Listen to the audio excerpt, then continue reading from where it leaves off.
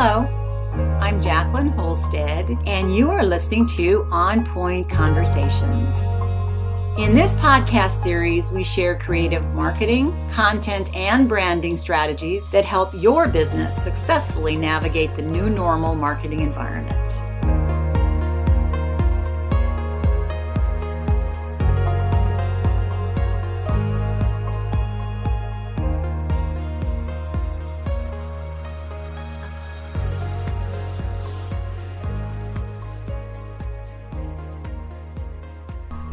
And I am Jacqueline Holstead, and you are listening to On Point Conversations. I am a CEO and owner of a company called On Point Thinking, and if you have questions or you would like to make comments on these podcasts, please go to my On Point Thinking website, go to the contact page, and just write me a note. I love to hear from you. I love getting your questions, and I do answer the emails that I get. Today I'm going to talk about a subject that is easy to talk about, a little hard to implement. And I'm working now with a company who is going through a lot of these changes, basically. And we've talked about change management, and I want to talk to you about what that entails, how you might do it in such a way that creates less turmoil. Now, change is always going to be, to a degree, create change, basically. It's going to create sometimes some uncomfortable feelings. It's taking away probably something that's very routine and changing it to be better. And of course, you want to make changes to be better. So as you look at, before you even make the change, you're evaluating if it's necessary or not. In this case, in this particular company, it is necessary. So we've talked about change management, and I want to talk about it today in my podcast. What is change management? Let's begin there. Change management should be a structured approach and process for planning and implementing new ways of operating within an organization. And notice I said structured process. If you're doing it like just haphazardly, it can cause all kinds of chaos, and it doesn't get to where you want to get to. And you might in the end be where you want to be, but you'll have a whole lot of probably unhappy people in the process. And it's better to get people involved and helpful in the change. It just makes it a lot easier and a lot more successful. So many academic disciplines have studied this, and they've developed their theories about the best way to approach change in an organization. And central to most of these theories, anyway, across disciplines, is the goal of making change happen with the full support and cooperation of everyone who's affected by it. So moving an organization forward, having that support and cooperation of everyone who's affected is very much more effective than not having that. So change management models recognize change can't happen within one position or department without affecting the entire organization. And that's what we're dealing with right now and where I'm working with change management. It's going to affect everyone from the C-suite all the way down to people who are feet on the street. It's going to affect everyone. And theorists develop the models to approach change in ways that acknowledge its effect across an organization. They want to prepare everyone for these effects and get everyone on board for the transition. So there are several change management models, and your organization should choose which makes the most sense for you. One of the most prominent thought leaders in the field, and the one I like the best, is John Kotter. He's a professor at Harvard Business School and founder of the management consulting firm Kotter International. I like his approach because I think it makes a lot of sense. I also think it's a very good way to approach change. He has 4 principles of change management I'm going to talk about first, and then I'm going to go into his 8 steps. First of all, the 4 change principles include select few versus diverse many. Second one is have to versus want to. The third one is head, plus heart. And the fourth one is management plus leadership. So let's take and talk about each one of those. Select few, and that's versus diverse many. So you think about, the first question that I would ask is, who drives change in your organization? Do decisions and directives tend to come from the same small group of managers or leaders? And what that's known as select few. And there's a danger in that approach to change, in having those select few. Because everyone within an organization is affected by change. It's the diverse many, the broader group of people that makes up your company, who are going to have to adjust to these processes and activities day to day to accommodate change. So when the directives come from a select few, you skip the step of understanding what everyone else needs to effectively implement change. And you also miss out on a great opportunity to get them on board so that they're eager to welcome the change when it comes. They are a valuable resource and should not be overlooked. They're a valuable resource for coming up with the things that are going to become obstacles. They're also a very valuable resource in having them become a part of the process. So get representatives from across your organization involved at every step of the change process, from identifying challenges and planning improvements to implementation and reflection. The second principle is have to plus want to. So obviously, if you're getting the diverse many involved in your first step to moving change from something they feel they have to do to something they want to do, they see a benefit. A workforce filled with people who feels like they have to implement change or initiatives is a recipe for complacency, for people who are going to dig their heels in and not do it, or for passive-aggressive behavior, which means you're not even going to know what's going on.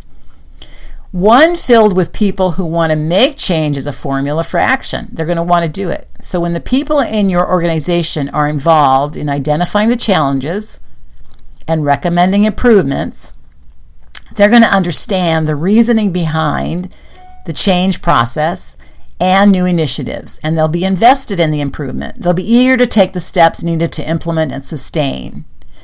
That's change that moves your organization forward.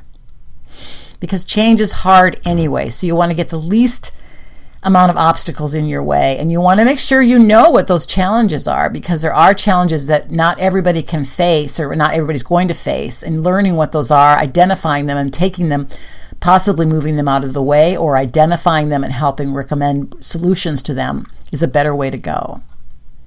Then you have your head. It's not really head versus heart, but head plus heart, because you really need both to drive decisions and directives. The head, that's going to appeal to the logic, the data, the reasoning for making the change. And the heart really appeals to how people feel and what they desire. And both are important. So putting hard data behind organizational decisions is smart, because you want to know what those are.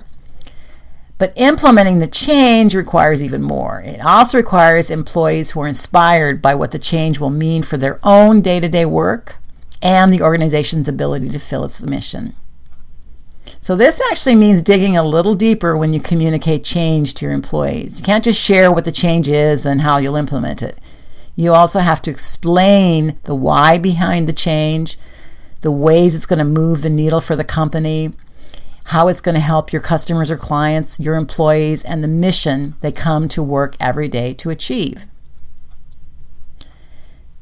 Change management principle number 4 versus Kotter's model is management plus leadership. So navigating a change in an organization requires both management and leadership. That is, you need both the technical skills to manage the projects, make a plan, and oversee deliverables, and the emotional skills to communicate a vision, inspire action, and emphasize with concerns. Any business leader has probably heard ad nauseum the difference between changing and leading. But we're not here, and I'm not saying that one is better than the other. I'm saying to make effective changes in your organization, you need to combine both management and leadership.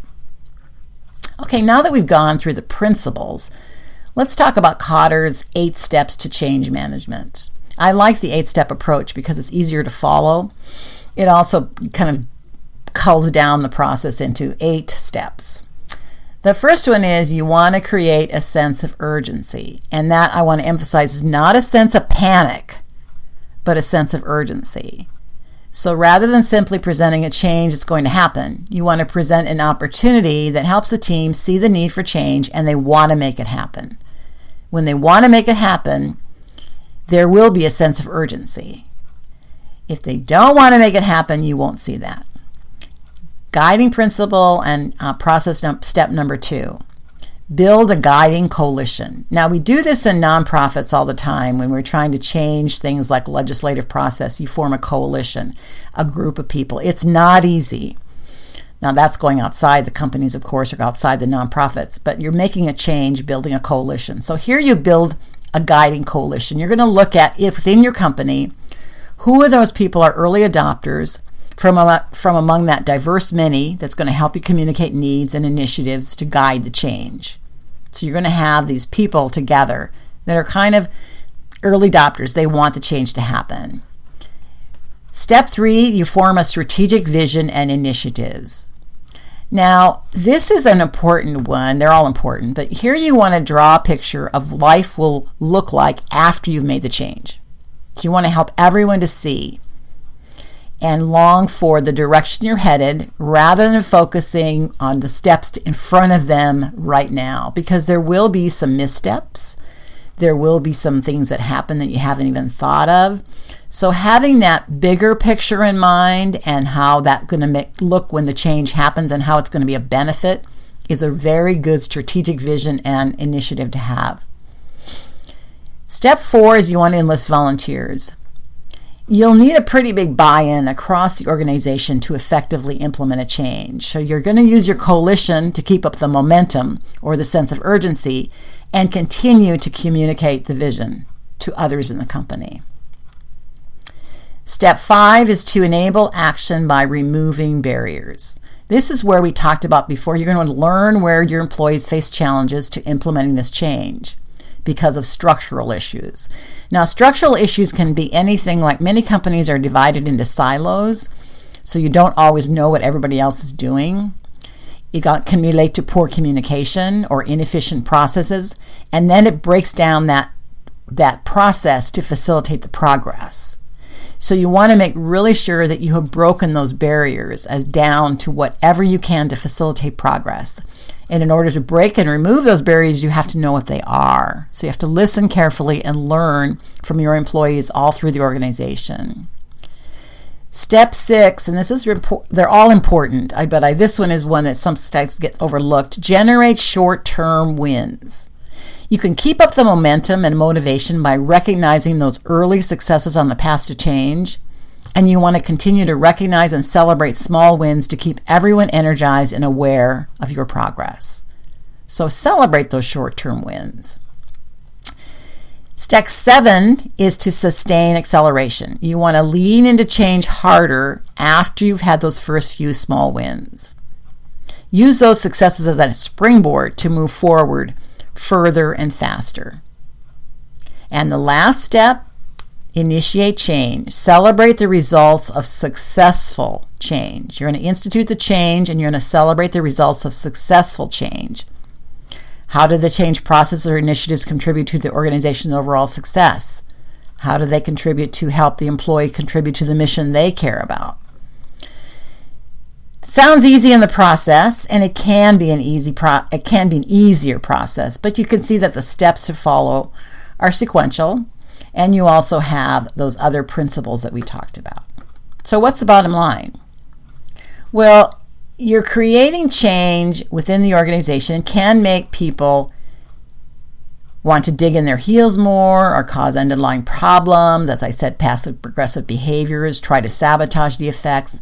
So you want to make sure that everyone, at least everyone you can get, is on board to the change. They understand why the change is necessary, how it benefits them and the organization as a whole, and allows them to give input on how to implement and lead teams to feel vested in the process.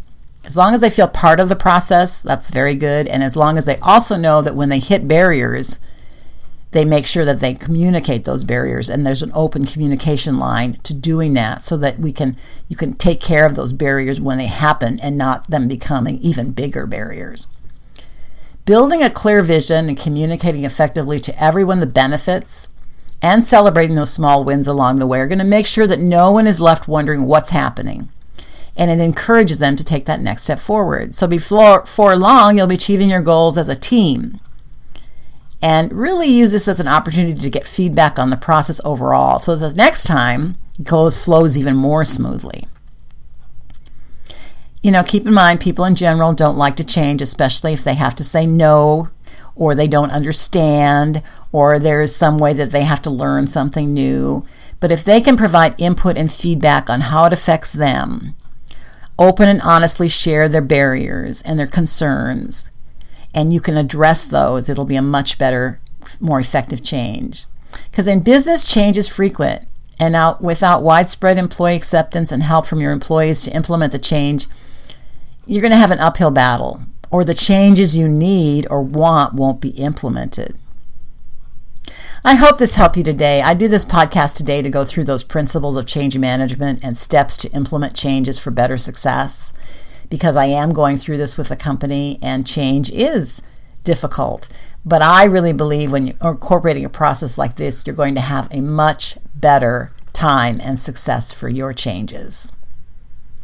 Have a great day. Again, visit me at onpointthinking.com if you have questions, or you want to add something to this podcast, or you want me to do a podcast in another subject. I welcome your feedback. Thank you, and have a really great day. Thank you for listening, and I invite you to join me next week as we talk more about specific actions you can take to reach your own business goals. You can find my library of other inspiring podcasts like this one at onpointthinking.com. Again, thank you for listening. This is Jacqueline Holstead at On Point Conversations.